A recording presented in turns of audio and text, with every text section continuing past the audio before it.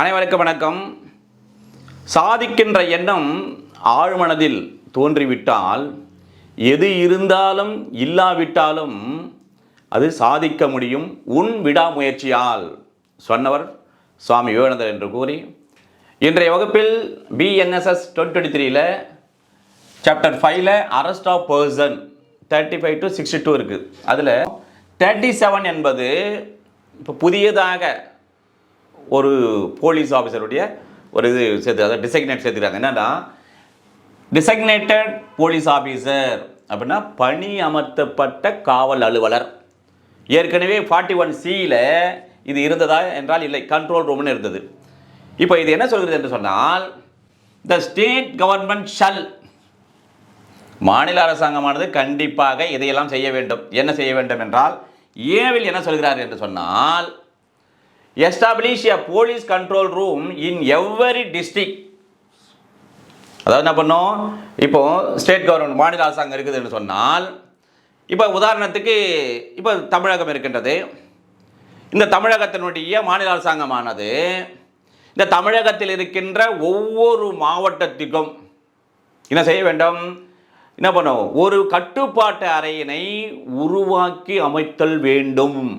அதே போன்று அண்டு மேலும் அட் ஸ்டேட் லெவல், மாநில அளவில் ஒன்று அந்த மாதிரியான ஒரு காவல் கட்டுப்பாட்டு அறை ஒன்றை உருவாக்கி அமைத்தல் வேண்டும். முன்ன A-Bயில் இருந்தது, இப்போ ஏவில் மட்டும் கொண்டாந்துட்டார்கள். இப்போ Bயில் புதியதாக சேர்க்கப்பட்டிருக்கின்றது BNSS 2023 என்னவென்றால், டெசிக்னேட்டட் போலீஸ் ஆஃபீஸர் இன் எவ்வரி டிஸ்ட்ரிக்ட், பணி அமர்த்தப்பட்ட அந்த காவல் அலுவலர் என்பவர் என்ன பண்ண ஒவ்வொரு மாவட்டத்திலும் அவர் நியமித்தல் வேண்டும். சரி, அண்டு போலீஸ் ஸ்டேஷன் அதே மாதிரி அந்த மாவட்டத்தில் இருக்கின்ற அல்லது தமிழகம், இப்போ உதாரணத்துக்கு தமிழகம் என்றால் தமிழகத்தில் இருக்கின்ற ஒவ்வொரு மாவட்டத்திற்கும் டிசைக்னேட்டட் போலீஸ் ஆஃபீஸர், பணி அமர்த்தப்பட்ட காவல் அதிகாரி அவர்கள் நியமிக்க வேண்டும்.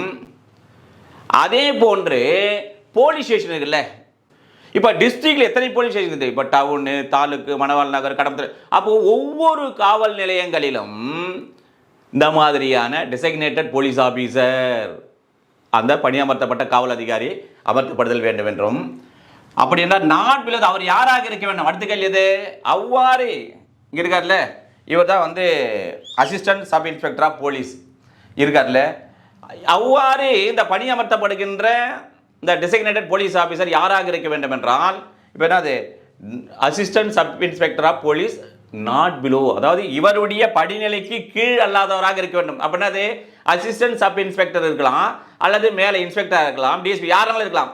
ஆனால் இவருடைய அசிஸ்டன்ட் சப் இன்ஸ்பெக்டர் போலீஸுக்கு கீழே படிநிலை இருத்தல் கூடாது என்று சொல்கிறது. சரி, அடுத்து என்ன, அவருடைய பணி என்ன, இந்த டிஸ்ட்ரிக்ட் லெவல்லையும் காவல் நிலையங்களையும் அமர்த்தப்பட்டு விட்டால் அவருடைய பணி என்ன, அதான் சொல்கிறேன், who shall be responsible for maintaining the names and address of the person arrested. ஒன்று, nature of the offense with which charged. இது பாருங்க, இப்போ என்ன சொல்கிறாங்க, சரி இவர் அமர்த்திட்டாங்க, அமர்த்தப்பட்டிருக்காருல்ல, not below the rank of the assistant sub inspector of police.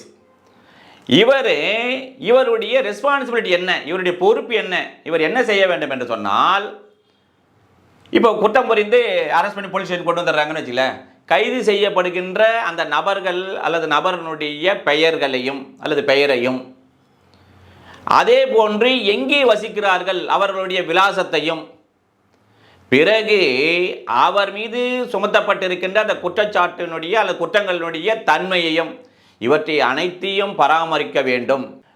which shall be prominently displayed in any manner including in digital mode in every police station and at the district headquarters. இப்படிலாம் எல்லாத்தையும் தயார் பண்ணுறாரு. Prepare பண்ண பிறகு any மோடாவது digital, அதாவது மின்னணு பதிவுறு இருக்குல்ல, அந்த பதிவுறு மேலே இப்போ டிஸ்பிளே காட்டுறாங்கல்ல, டிஸ்பிளே காட்டுறாங்க, இல்லை கம்ப்யூட்டரில் எதன் வழியாகாது எந்த வகையிலேனும் அவற்றை எல்லாம் அந்த மாவட்ட லெவலிலும் டிஸ்ட்ரிக்ட் ஹெட் குவார்ட்டர்ஸ் இருக்குல்ல, அப்படின்னா அது இப்போ இங்கே திருவள்ளூர் ஹெட் குவார்ட்டர்ஸ் எங்கே, police head quarters, SP office, அந்த இடத்தில் அதை என்ன பண்ணோம், டிஸ்பிளே வெளிப்படுத்துதல் வேண்டும் என்று சொல்லுகிறது. எனவே இப்போ பார்த்தீங்கன்னா செக்ஷன் 37 ஆஃப் BNSSல ஒரு புதியதாக டெசிக்னேட்டட் போலீஸ் ஆஃபீஸர் என்று ஒன்று இருக்கின்றது. அவர் யாராக இருக்க வேண்டும் என்றால் not below the rank of assistant sub inspector of போலீஸாக இருக்க வேண்டும். இப்போ ஒரு புதிய ஒரு செக்ஷன் சேர்க்கப்பட்டதை நாம் தெரிந்து கொண்டோம் என்று கூறி அடுத்த சந்திப்போம். நன்றி, வணக்கம்.